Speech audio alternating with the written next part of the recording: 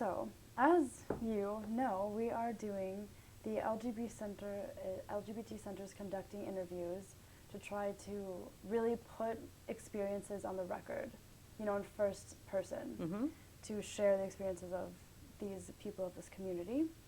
So I'm not going to go too much into that. Okay. But my name is Anya Jensen as the interviewer. Here we have with us Barbara Darkus.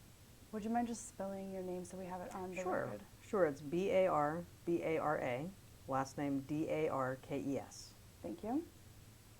We are here in Harrisburg at your office of McNeese. Did I say that right? Yes. Okay. And it is Thursday, the 26th. Okay, perfect. Do I have your permission to conduct this interview and video record it? Yes, you do. Okay, thank you. And as we finish up the interview, you will be able to use your discretion. If anything you don't want in, we can take out. So just so you're aware of that. Okay. So without further ado, I guess, can we just start with giving like a brief overview of your basics, like where did you grow up, your family life? Sure. Where did you go to school, things like Sure. that? I grew up in northern Lebanon County in Pennsylvania, which is just a county east of Dauphin County. I went to Northern Lebanon School District all through, grade school all the way up through high school. This was public school? It was public Okay. school, yeah. And the community I grew up in was a very rural little town. I was one of five in the family, my mother, my father, and I have an older sister and an older brother. And lived there all my life until I was in college, and then my mother and I moved to the city of Lebanon. My brother and sister had matriculated out. My parents had divorced, and I was with my mom in the city of Lebanon then until, I don't know, it was probably 23 or 24 when I moved out on my own, but stayed in the city of Lebanon. Okay. So after, did you go to college after your primary education? I did. Okay. I did. I went, sorry, I completely skipped that. No, don't be sorry. I went, after high school, I went immediately to college. I went to Westchester University in Westchester, Pennsylvania, where I studied criminal justice. Okay. And I graduated from there in December of 1987. And I immediately began to work for the County of Lebanon in probation and parole. And I worked full-time there for about, let me see, that was 87. I started law school in 91, so I actually took a break between college and law school. I went to law school then from 1991 to 1995 at Widener in Harrisburg. Okay.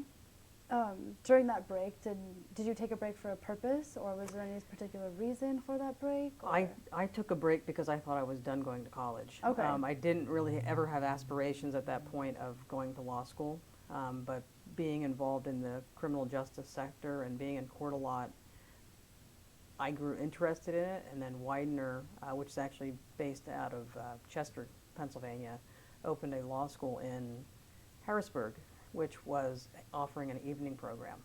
So I attended the evening program, which is a 4-year program, while I continued to work full-time.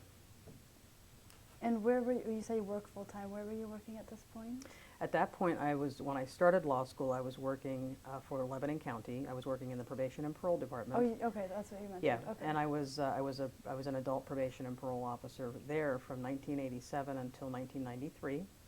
And I left there in 1993 while I was midstream in my law school to go to work for the Commonwealth of Pennsylvania at the Department of Transportation, where I worked full-time as a legal intern until I graduated from law school in 1995 and then got a full-time position with the Commonwealth of Pennsylvania as a starting attorney. Okay. During this whole time of going to school and working, did you participate in any religious groups or have any religious affiliation whatsoever? I did. I grew up Protestant. I actually converted to Catholicism while I was in college. Did you? Okay. I did. I did. And I was active in the Catholic Church probably, I think I was probably about, it's hard to remember, it's been so long, I want to say 30 to 35. It's probably not even that long. It's probably longer than that ago. Maybe until I was about 30 years old, and then I completely left the Catholic Church, and I am not affiliated with any organized religion at this point in my life. Was there some particular moment in your life that made you break your ties with the Catholicism, or what? Really, just it was very clear that my lifestyle and the Catholic faith didn't jive, is to be perfectly frank. So it was, I decided I wasn't going to live a charade in the church, and I fell away from the church. And when you say your personal lifestyle, is that your sexual identity that you're speaking of? Or? Correct. Okay. Can you talk more about that? Not only that, okay. but other philosophies of the church that as I matured, realized I did not agree with. But the biggest one was the fact that, I was involved in a same-sex relationship, and that clearly was not anything that was acceptable in the Catholic faith. Right. So. Okay. Can you talk a little bit more about your personal life? And you said it didn't jive with the Catholic Church. Can you just talk a little bit more about why and what else you were affiliated with or doing at the time? Well, I mean, clearly the message of the church continues to be that there's some movement to loosen that a little bit, that homosexuality, anything other than male-female relationships in marriage is unacceptable. And like I said, I was involved in a same-sex relationship, the same one I'm involved in today. Wow. And it didn't work. And so right. I knew that, for me, I didn't want to be in a situation where I was participating in a faith half-heartedly. Exactly. So. So you said you were in a same-sex relationship. Mm-hmm. So was there a moment in your life that was a big coming out experience for you? I mean, did that mark? There was lots of them. There was lots of them, There really? continues to be lots of them, okay. actually. It's interesting because I grew up, I didn't really date a lot in high school. I never really had a long-term relationship with anyone in high school. Throughout school, was interested in males, even through college. You were? I was. You were, okay. But I never got into a long-term relationship with anyone. My current spouse is the first person I ever had a long-term relationship with. And we were friends first. We became very good friends. I was young. I was in college at the time when we became very good friends. Was she your classmate? She was not. Okay. I met Cathy at my summer job. Okay. I worked as the lifeguard at the local YMCA during the summers when I was in college. And Cathy was there also working day camp, doing arts and crafts with her 4 children, who were between 5 and, let me think, Jen is probably between 5 and 12. So I actually met Cathy's kids first in the swimming pool. And we just became friends, and honestly, for quite a few years, we were friends. But it became obvious that we had a physical attraction to one another, and we had a very, very deep relationship. And so really, the first coming out was coming out to ourselves. Okay. And I'm sorry if this is too personal, but so this was your first? Mm-hmm. Okay. Yeah, okay. This was my first same-sex relationship. Okay. This was her first same-sex relationship. And Cathy actually she's 11 years older than me, so she was in her early 30s at the time. So anyway, she, we recognized that there was something more than just friendship, and it went from there. But really what the first thing was coming out to ourselves, which is not an easy step to get through. I mean, I think there are some folks who, from the time they're 10, will say, I know that I'm attracted to males and or females. In fact, Cathy's son, who's her youngest child, is gay. Okay. And it was interesting because just recently we asked him, when did he know he was gay? And he said, because I was talking to somebody else who said by the time he was 10, he knew. And Stephen said, I was very young, probably younger than that. Which and I thought how old is he now? Stephen is now 35. Oh, so he's much older. Okay. Yeah, he's 35 Okay. now. But he didn't come out to people until he was in college.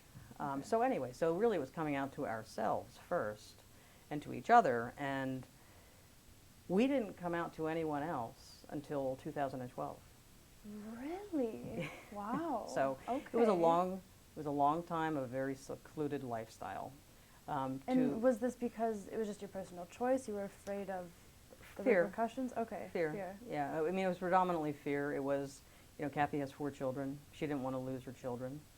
I don't think that would have happened, but we didn't know. Also other fears of losing family members because, Lebanon County, I mean, obviously central Pennsylvania is an incredibly conservative area. Lebanon County is more conservative than even Dauphin County or Cumberland County. So it's not, I still, frankly, I still don't know where the LGBT community is in Lebanon County. Wow. And I've asked other people, and nobody seems to know. So it's interesting. It's a very sheltered thing. So it wasn't until 2012 that we decided enough, and we came out to our families. And that was driven by a couple of things. I started working here at McNeese Wallace and Nurick in 2000, and Cathy was around. She used to work in Harrisburg. She'd be around at things after work, or people would see us together, and there were a lot of presumptions made. Okay.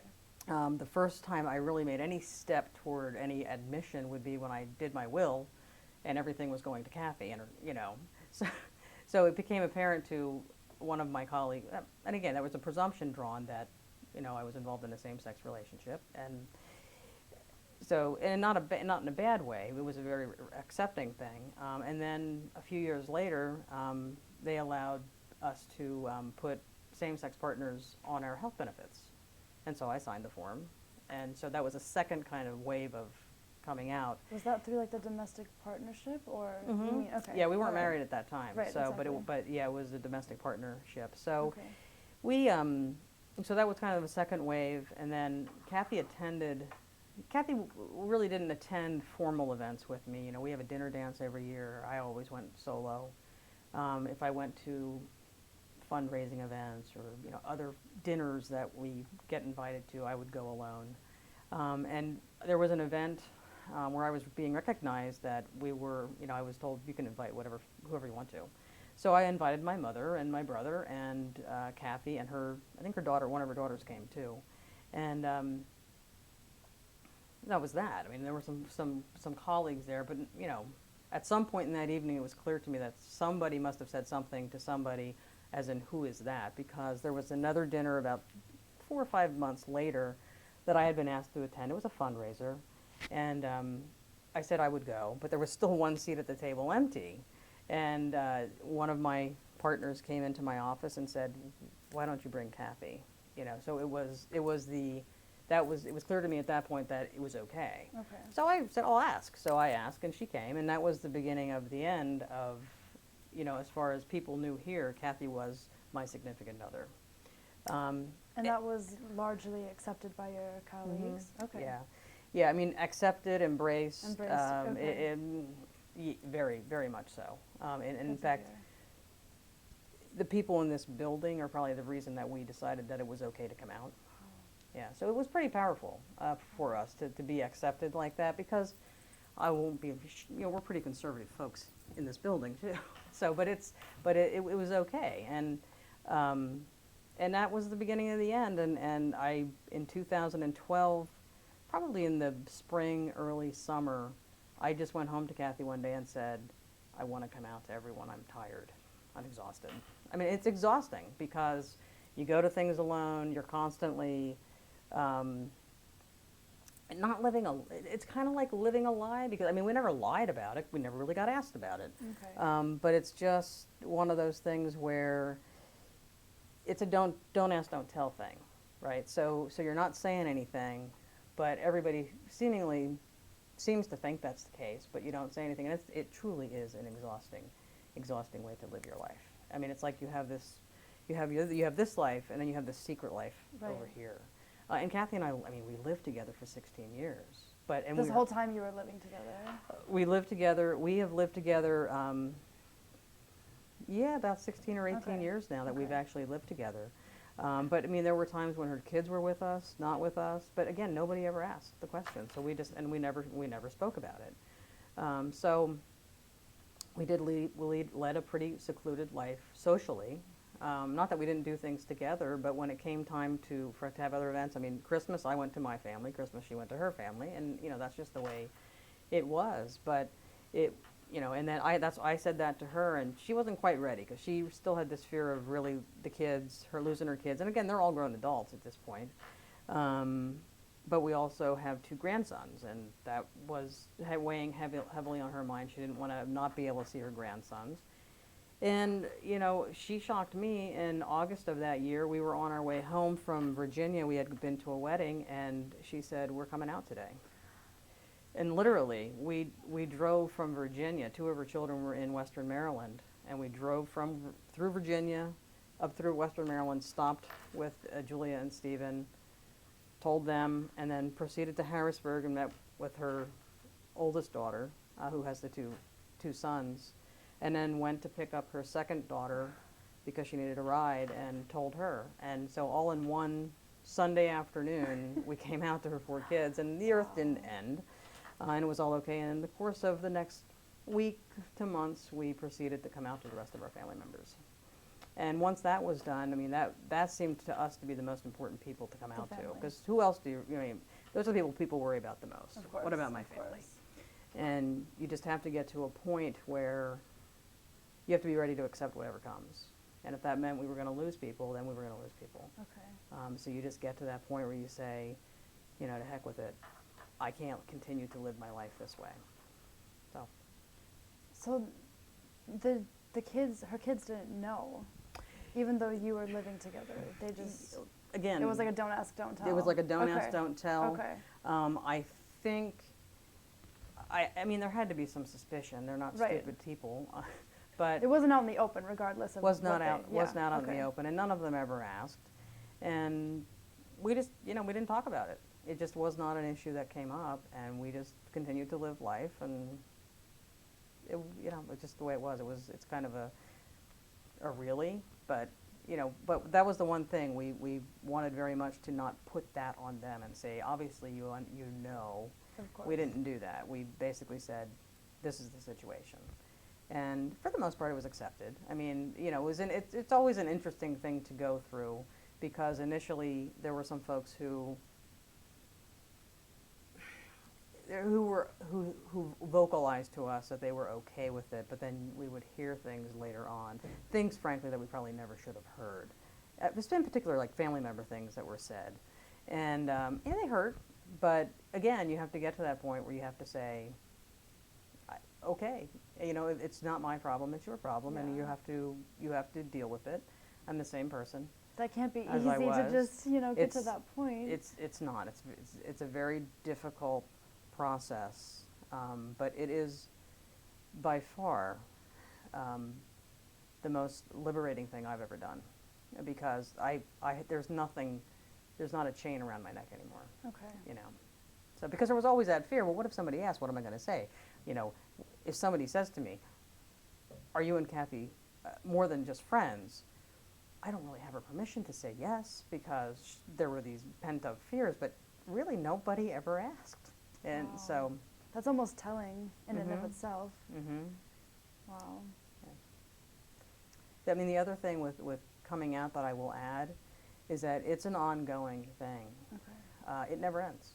I mean, when somebody asked me, I had somebody ask me last year, somebody I had never met, asked, they ask casual conversation, "Are you married?" "Yes." "What does your husband do?" "Well, actually," and so you've got to go in through this litany. It is a constant thing, because there are presumptions made that if you're married to somebody of the opposite sex.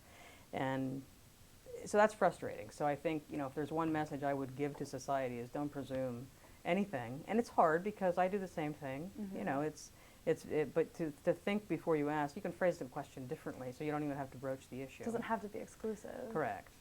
Yeah. Right. So now that, can we talk about when you went from domestic partnership, living together, to Mhm. marriage? Sure. Okay. Want me to tell the story? Yeah, like when did it happen? How did it happen? Well, after that, we came out in August of 2012, and I mean, we knew we wanted to get married. We really hadn't set anything up, and initially we had talked about getting married, having an actual just a commitment ceremony in Pennsylvania because it was not legal in Pennsylvania Until yet. 2013. Correct, and okay. so we were talking about commitment ceremony, and having inviting guests and all of this, and we got away from that because I decided if we were going to get married, we were going to actually legally be married because I knew Pennsylvania had to honor it if I went to another state and got married, or at least the federal government would acknowledge it. So we actually in May of 2013, well actually we decided to get married in Maryland, just the two of us. We didn't invite anyone. In fact, we didn't even tell anyone until the night before. Wow. So we told one person the night before, and so we went down to the Baltimore City courthouse and got our marriage license. And when you get your marriage license at the Baltimore City courthouse, you have to get married in the city of Baltimore.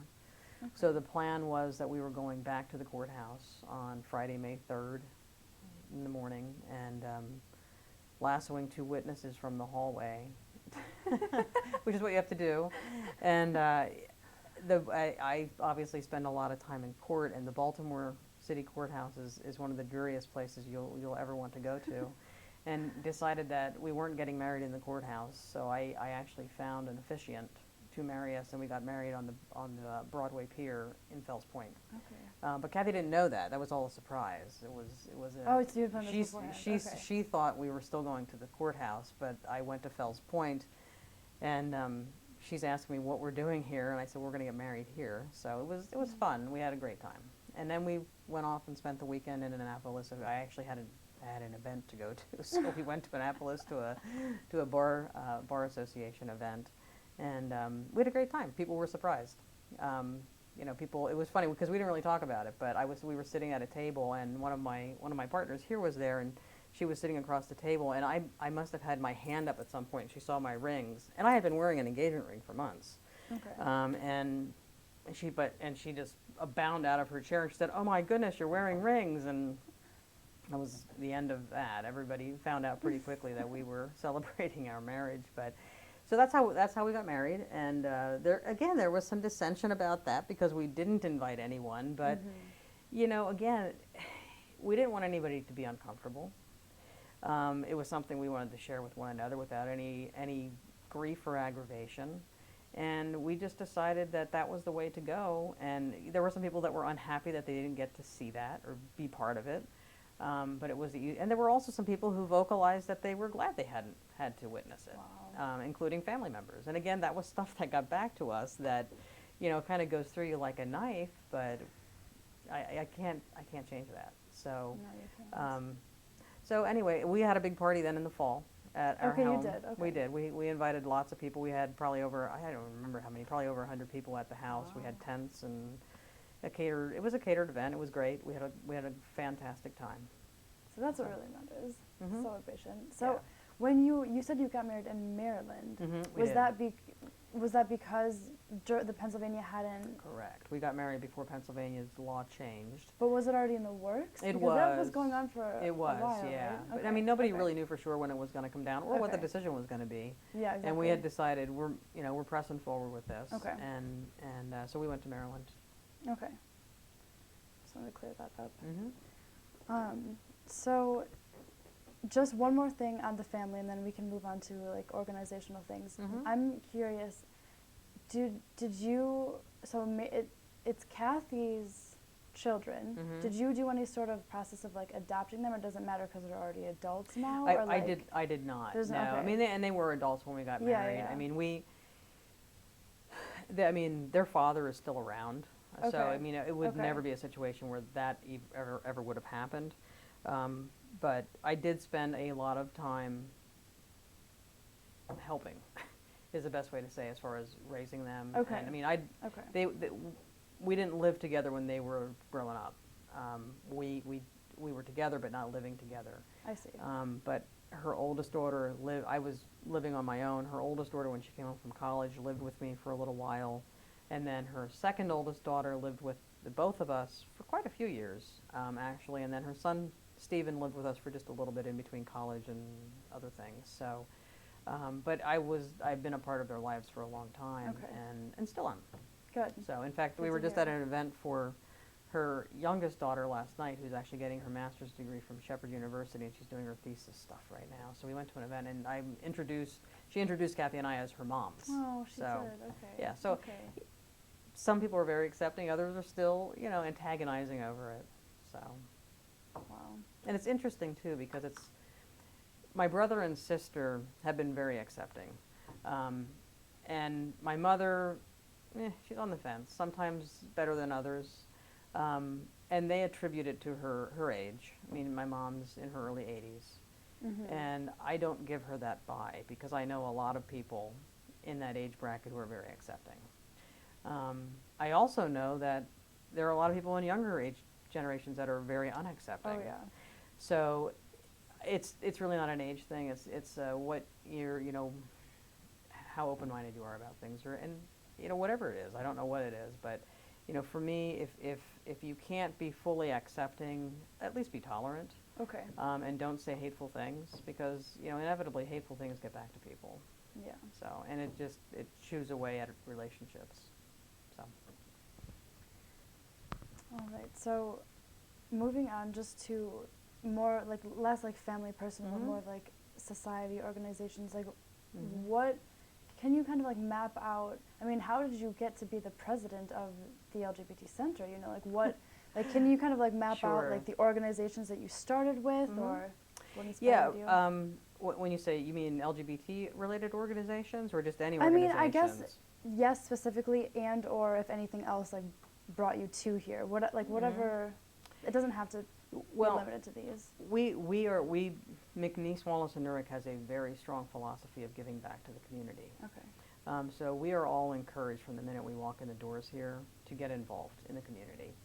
So I was involved for quite a few years in other organizations, non-LGBT related, and but let's see, this is my 4th year on the board. But I started attending the LGBT Center's fundraiser.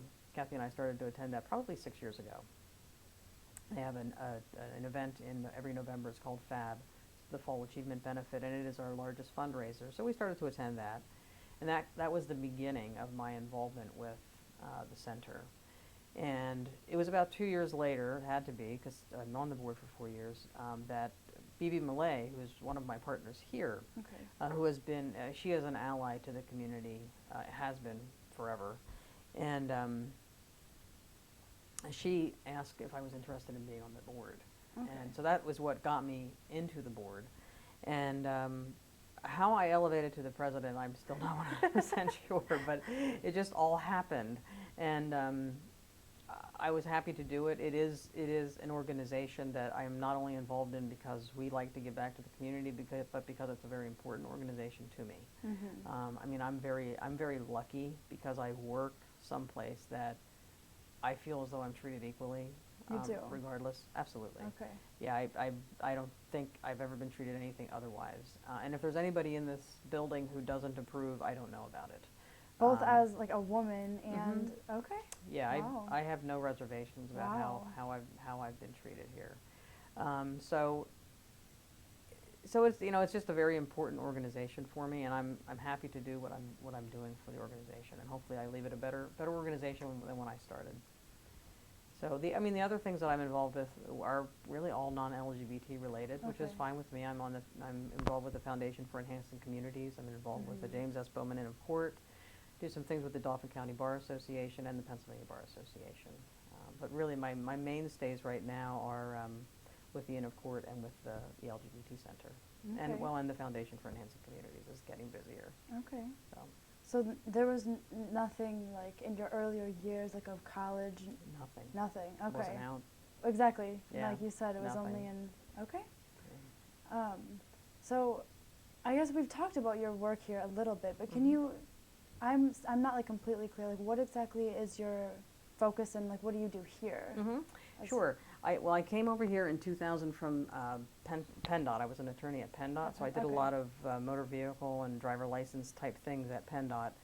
So I came over here because we have a very large automobile dealer practice, which means we represent car dealers in anything under the sun, from consumer complaints to regulatory compliance to franchise disputes to buy-sells and mergers and acquisitions and things like that.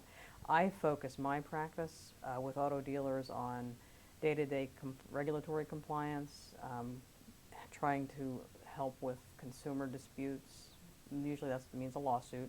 Okay. And also with franchise disputes. I rarely get involved with any of the buy-sell work. If I do, it's regulatory related. So that's a lot of my work. I also do a lot of not a lot, but a fair amount of, about 20% of my work is transportation related. So PennDOT and federal motor carrier related transportation things. Again, mostly compliance and day-to-day regulatory things. And then I also do any other regulatory administrative law type things in the Commonwealth. I do a lot of liquor license practice, some professional licensing work. So anything government related seems to come in my direction because I had the government experience. Okay. So that's what I do. I'm in our litigation group. I co-chair a litigation group, and so I help people solve their problems. So Very good.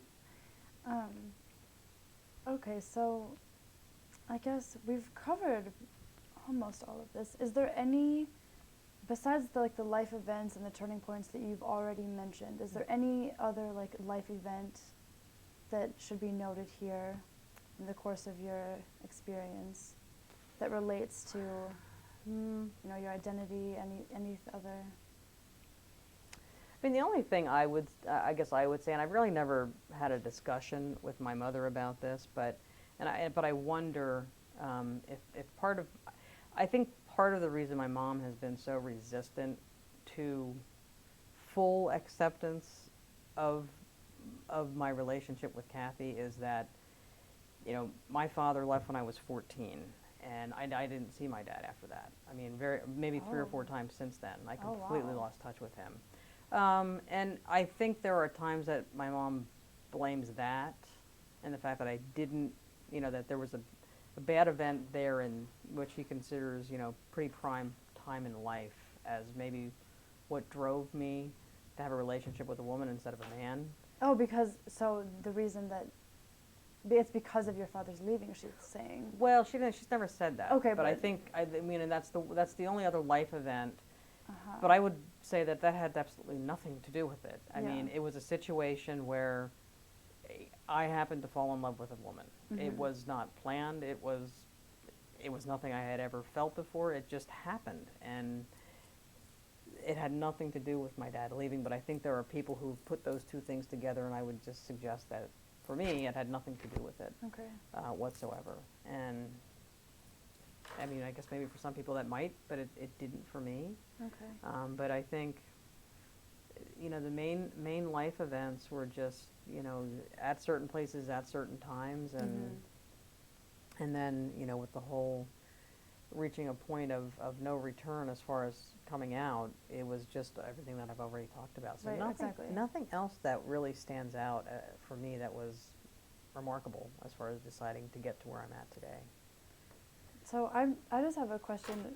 This, stop me if it's too personal, but would you say that instead of it's not necessarily Cathy's gender that you were attracted to, but what attracted you was just her as a person? You know what I mean? Some people I'm attracted to women, the femininity, or is it just the particular person that you are attracted to? It's interesting because yes, I mean, it was really, I was attracted to Cathy. Yeah. I fell in love with her. If I were to lose her tomorrow, I don't know that I'd ever look for anyone else, and I don't know if I did, it wouldn't necessarily be. I don't know that it would be a woman. I don't know that it would be a man. I mean, that's how I am with that. And I talk to other people who it's very clear that they are attracted to the same sex or opposite sex. But so for me, it wasn't. It was the. I think what it was just such an intense relationship that we became physically attracted to one another. Okay. So I'm sure it's happened for other people too. So hopefully that answers that question. Mm-hmm. So. Mm-hmm. Okay, just to talk a little bit more about, you're a president of this LGBT center, Mm-hmm. and so do you have, I guess this is a two-part question. What are your goals? What are you trying to change? Do you have any specific like goals that you're trying to reach? And what are the biggest challenges, like societal challenges, that Mm-hmm. you think are remaining in today's world? I mean, overall, I mean, we have lots of little missions for Little the missions, center. okay. And it's still a very early, young organization. It really is. I think it was only officially founded in 2006 or 2007.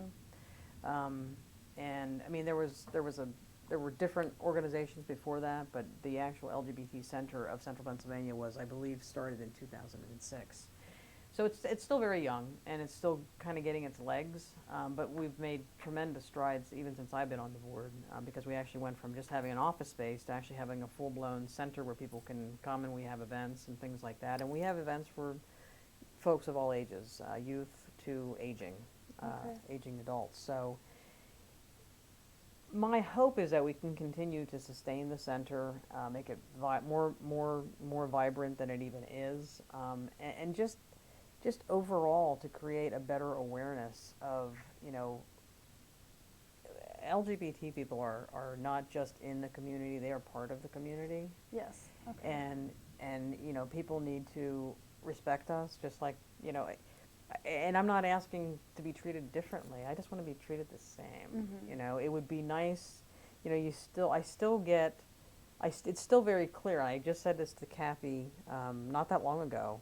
There are still times that we walk into something and there's clearly a whisper down the lane type of thing. Not in a vicious way, but just kind of a, oh, there's Barb Darkus, and that's, you know, I can hear it. I've never heard it, but I can hear it happening or see it happening, and maybe it's just my imagination too. No, I doubt it. But it's just, it's a funny phenomenon. Yeah. It's you know, there's the same sort of reaction if somebody's in an interracial relationship. You know, oh, there's so-and-so, and that's her husband, you know, whatever, and whatever the case may be. So it would just be nice, and I think what makes me think about this is the two grandkids who are now almost 4 and 6. One is 6, will be 7, the other is almost 4.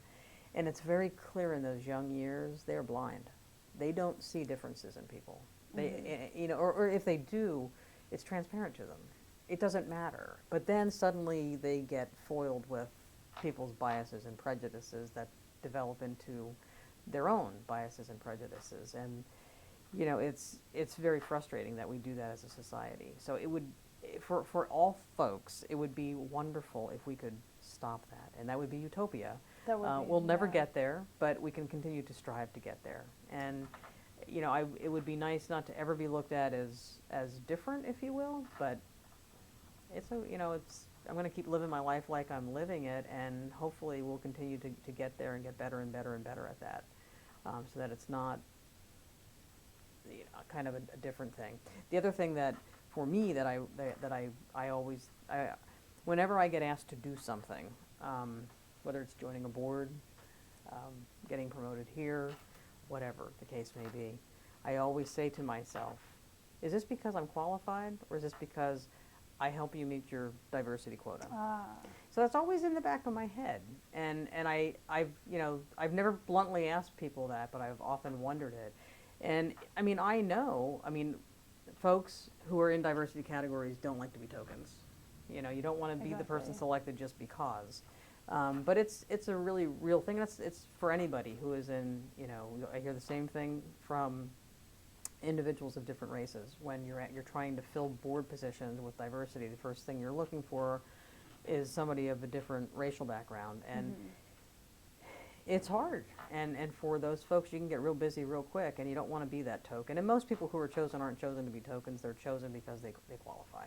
Right. But it's always something that eats at the back of your mind. So, but it goes back to, you know, don't treat me any differently. Hold me to the same standards that you hold everyone else to.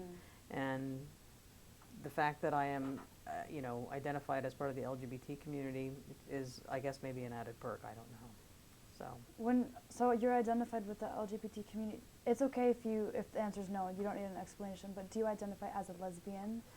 Is that? See, I'm not real huge on labels. That's totally fine. Yep. So, I mean, I guess if I was filling out a questionnaire, I always say, you know, if the fact that I am married to Cathy makes me a lesbian, well, okay, if I fit that definition, then it does. Okay. But I don't, you know, I don't necessarily put a label on myself, but do I think I'm part of the LGBT community? Absolutely. Yeah. Absolutely. Yeah. And it doesn't sound like, I mean, you mentioned the diversity quotas and like hinting at like affirmative action, but it doesn't sound like you were really denied necessarily equal opportunities. Not at all. No, Doesn't I've sound like had that at lots all. of opportunities, sometimes more than I'd like to have. I'm not very good at saying no either. Okay. But every opportunity I've had has been, for the most part, remarkable experiences. So I'm very blessed to work where I work, to have the opportunities I have, and to be able to have the education I have, and being able to prosper. There are a lot of folks, whether, you know, I often think there are a lot of people who, regardless if they're part of the LGBT community or just generally part of the community, who would love to have half of what I have. So every day I wake up, you know, I feel blessed to be living the life that I live. So. Good. Well, I think we've covered a great amount. We've covered everything I need to cover. Is there anything else before we end this interview that you feel is a pressing matter that you would like to share with us? I don't. That we missed? I don't think so. I mean, I think just the one kind of theme that I always think about is, you know, the only thing I think, the number one thing I think people want in life is to be happy. And, you know, I've talked to people who are struggling with coming out. And it is very, very hard to get to the point where you just throw your hands up and say, that's it. I am who I am, and I'm going to be who I'm going to be.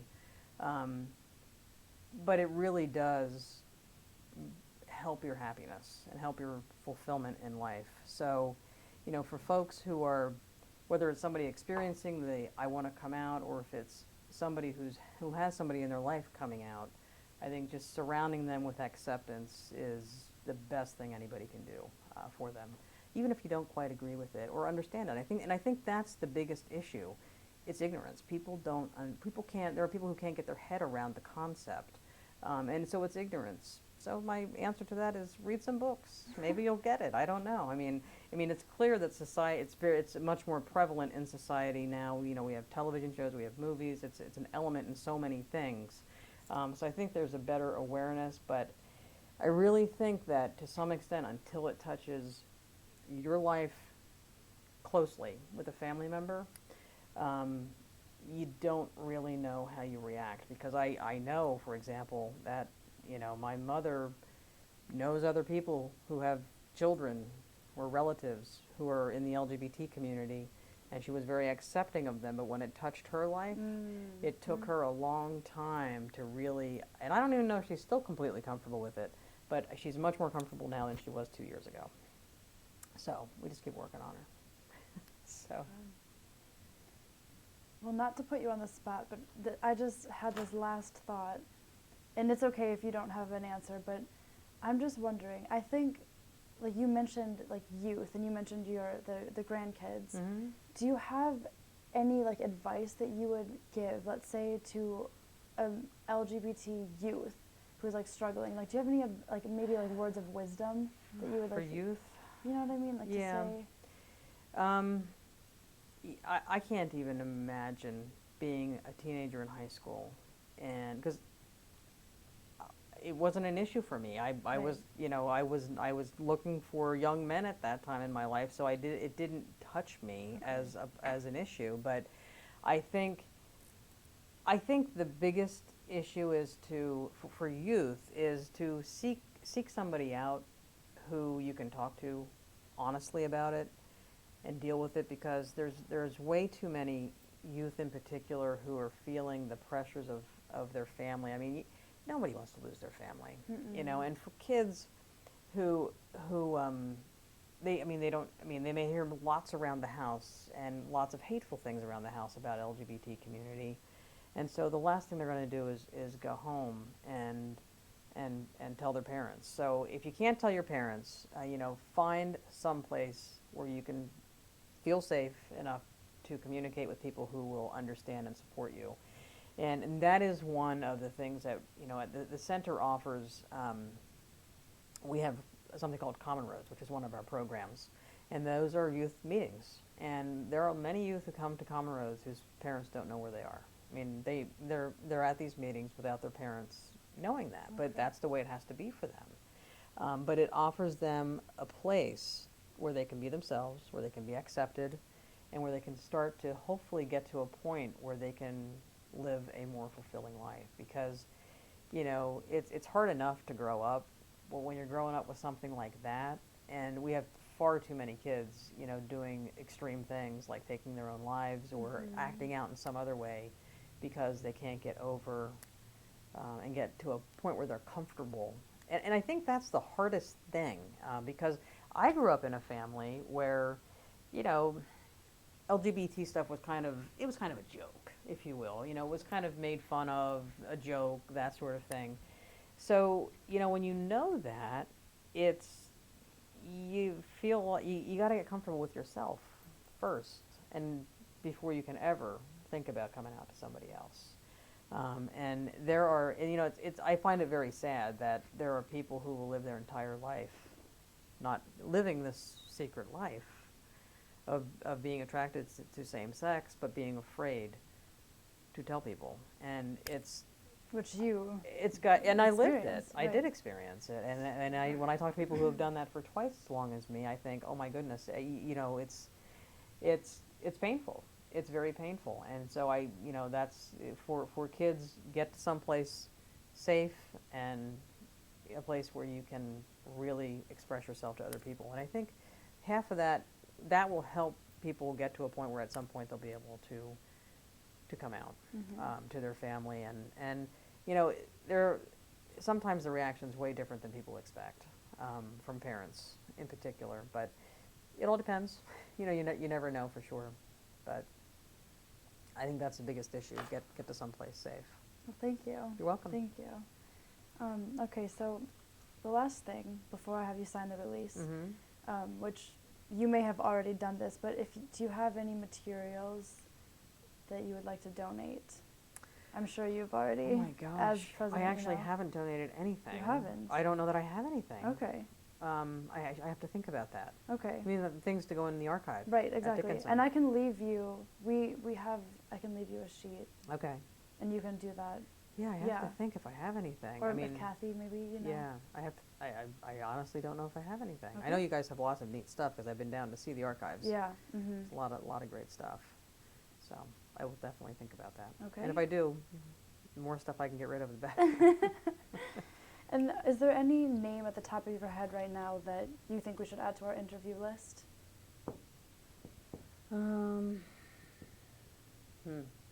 If not, that's okay. Not off the top of my Okay. head, no. All right.